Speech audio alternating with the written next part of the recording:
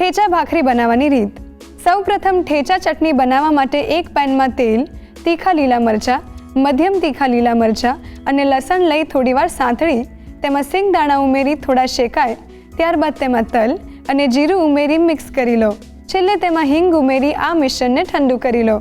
મિશ્રણ ઠંડુ થઈ જાય એટલે તેને મિક્સર જારમાં લઈ તેમાં મીઠું ઉમેરી ક્રશ કરી ठेचा ચટણી તૈયાર કરી લો।